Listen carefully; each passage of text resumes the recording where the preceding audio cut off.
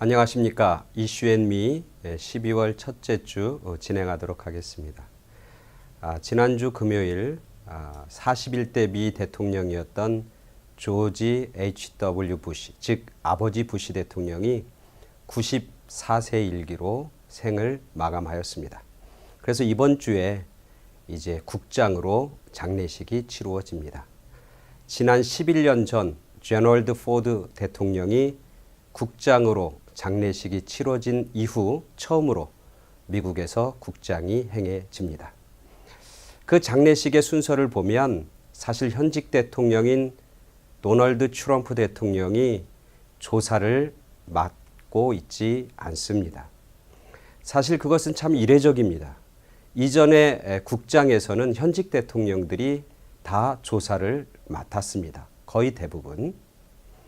지난 제럴드 포드 대통령, 그 다음에 레이건 대통령, 그리고 닉슨 대통령 때에도 그 당시 현직 대통령이었던 클린턴 또 부시 대통령들이 조사의 순서를 맡아왔던 것이죠. 그래서 언론들은 이번에 도널드 트럼프 대통령이 초청은 받았지만 조서의 순서를 못하는 것에 대해서 여러 가지 이유로 설명하고 있습니다. 즉 현 대통령과 부시 가문과의 좋지 않은 관계에 대해서 이야기합니다. 지난 대통령 경선 때, 공화당 경선 때 부시 가문과 도널드 트럼프 대통령과의 그 어그러진 관계가 계속해서 남아있고 그 앙금 때문에 결국 이번에 조사의 순서를 맡지 못했다. 그렇게 보도하고 있습니다. 물론 그것도 하나의 이유일 것입니다. 관계가 좋지 않아서 조서를 맡지 못한 것. 그러나 사실 그 전에 대통령의 장례식을 보면 정치적으로 서로 다른 견해, 정치적으로 사실 상반된 견해를 갖고 있는 전직과 현직 대통령들이 그래도 장례식 때에는 조사를 담당해 왔던 그런 전례를 우리는 쉽게 볼 수 있습니다.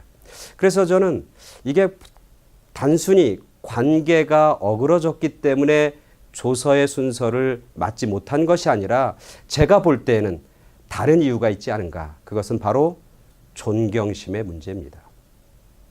존경심. 비록 다른 정치적인 견해를 가지고 있다 할지라도 그의 삶과 그의 인격이 훌륭하면 그를 존중하게 되어 있고 그를 존경하게 되어 있습니다. 그래서 그를 인정하게 되는 것이죠. 자기가 가는 길이 다르다 할지라도 그 사람이 가는 길과 내 길이 다르다 할지라도 그 다른 길을 가는 사람의 삶이 아름답고 멋지면 그의 길을 존중하게 되어 있고 존경하게 되어 있는 것이죠. 사실 도널드 트럼프 대통령이 장례식 때 여러 가지 구설수에 오르고 또 약간은 수치스러움을 당한 것이 이번이 처음은 아닙니다. 지난 9월에 미국 사람들의 영웅인 존 맥케인 상원의원이 돌아가셨을 때에도 그 장례식에는 아예 초청도 받지 못하는 그런 아픔과 굴욕을 당했던 것이죠. 오늘 우리들이 살아가는 삶 속에서도 그 사람이 어떤 위치에 있느냐 그것도 물론 중요하지만 그것보다 더 중요한 것은 그 사람이 존경받는 사람인가.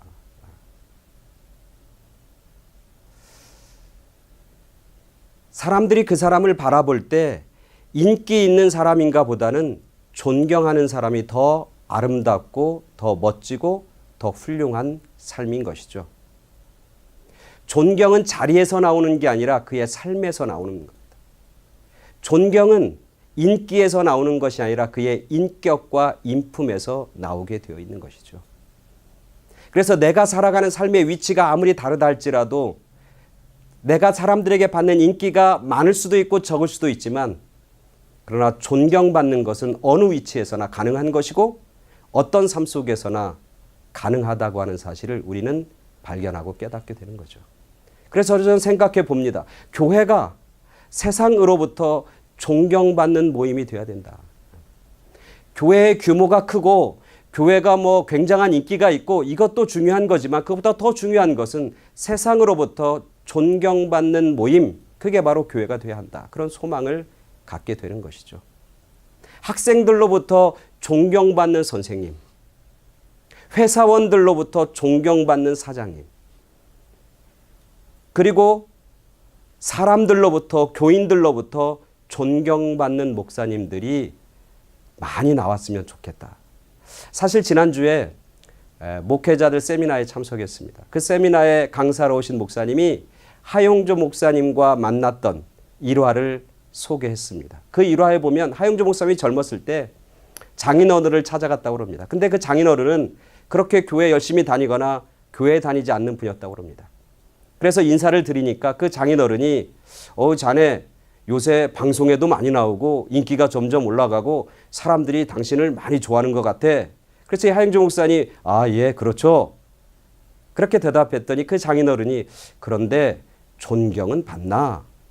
그렇게 물었다고 합니다. 하용조 목사님 그 젊었을 때 당신은 존경받는 목사인가? 라고 하는 그 물음이 그의 삶 가운데 늘 자기 자신을 되돌아보는 그런 중요한 질문이 되었다.